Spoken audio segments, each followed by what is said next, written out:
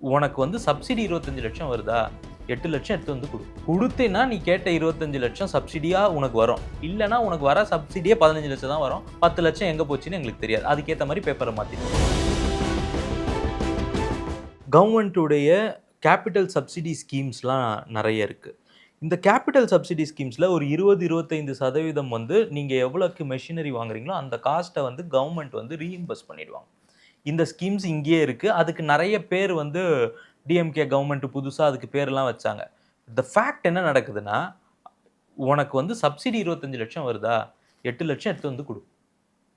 குடுத்தீன்னா நீ கேட்ட 25 லட்சம் சப்சிடியா உனக்கு வரும். இல்லன்னா உனக்கு வர சப்சிடியே 15 லட்சம் தான் வரும். 10 லட்சம் எங்க போச்சுன்னு எங்களுக்கு தெரியாது. அதுக்கேத்த மாரி பேப்பர மாத்திருவோம். இந்த அரசாங்கம் வந்தப்ப நெறைய வந்து தமிழ்நாடு ஸ்டார்ட் அப் ஸ்கீம்ஸ்லாம் சொல்லி வந்துச்சு. அதையா சொல்றீங்க இந்த மாதிரி நீங்க?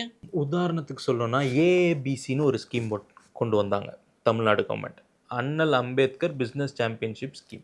கிட்டத்தட்ட ஒரு 30, 35% வந்து அதுக்கு சப்சிடி உண்டு.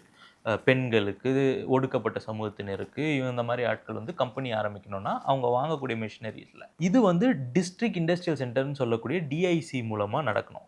இந்த ஜெனரல் மேனேஜர்ஸ் டிஐசிக்கு ஒரு ஒரு டிஸ்ட்ரிக்ட்டுக்கு ஒரு ஒரு ஆஃபீஸ் இருக்கும். அதுக்கு ஒரு ஜிஎம் இருப்பார். அவங்க கேட்கக்கூடிய பணம் இவ்வளோ அதிகமான பணம். 2வது அவங்க என்ன பண்ணாங்கன்னா, இந்த பொக்லைன் மெஷினரீஸ்லாம் இருக்குல்ல, இந்த மெஷினரீஸ் எல்லாம் இவங்க அந்த கம்யூனிட்டி ஆட்கள் பேர்லயோ, இல்ல பெண்கள் பேர்லயோ போட்டு கேப்பிட்டல் சப்சிடி இவங்க வாங்கிக்கிறது. பொக்லைன் மெஷின்ஸ் இந்த மாதிரியான எர்த் மூவிங் மெஷினரீஸ் வந்து அவங்க பேர்ல இருக்கும்.